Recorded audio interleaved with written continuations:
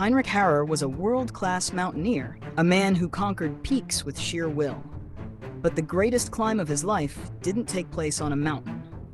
It happened behind barbed wire, through jungles, over glaciers, and deep within the forbidden kingdom of Tibet.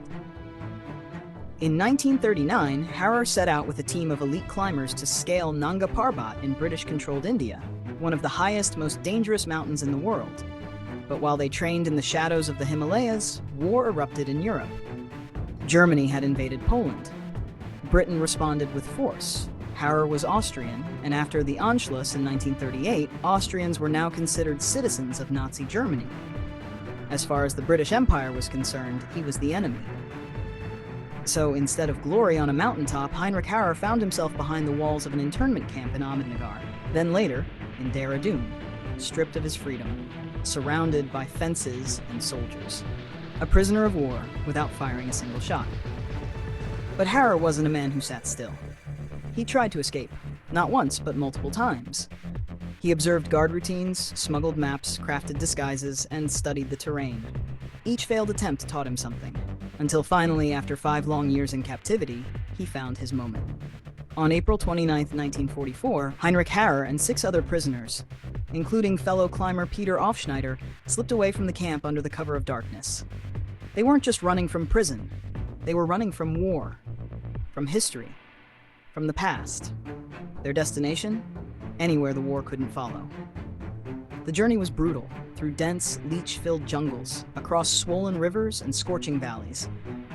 They traveled by foot, often barefoot, carrying little more than rice, salt, and a fierce will to survive. Slowly the group broke apart, some turning back, some vanishing. But Harrer and Aufschneider pressed on. They climbed the Tsangchokla Pass, nearly 6,000 meters high, into Tibet, a country that officially didn't welcome foreigners, a country sealed off from the modern world. For nearly 2 years, they wandered across the Tibetan plateau.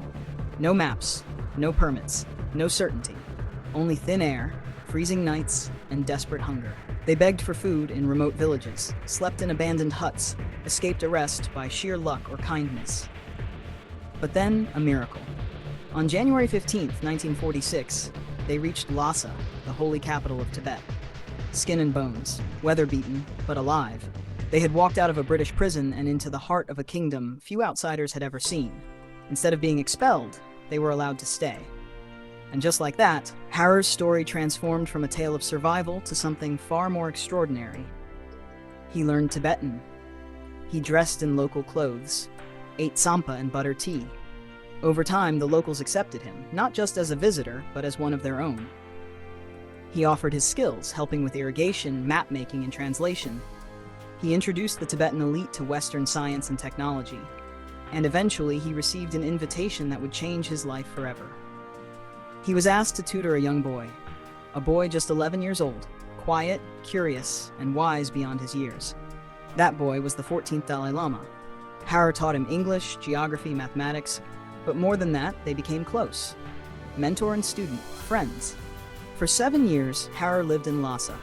He witnessed rituals, traditions, and beliefs unchanged for centuries. He saw a society both beautiful and fragile. And as the world outside raced into the atomic age, Tibet remained frozen in time. But the silence wouldn't last. In 1950, the Chinese army invaded. Tibet's sovereignty was under siege. And by 1951, it was clear that the old world Harrer had come to love was vanishing. He left Tibet that year, heartbroken.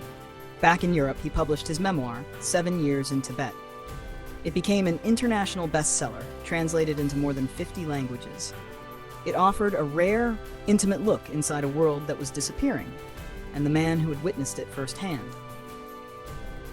But not all of Harrer's past could stay buried.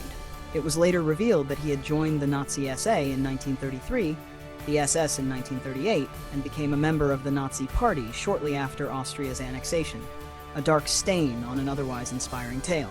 Harrer later called it a youthful mistake, a decision made out of ambition, not ideology. He never participated in any war crimes, and even Simon Wiesenthal, the renowned Nazi hunter, investigated and cleared him of wrongdoing. Still, the truth added complexity to his legacy. Was he an adventurer or opportunist? A hero or a man running from guilt? History doesn't always give us clean answers,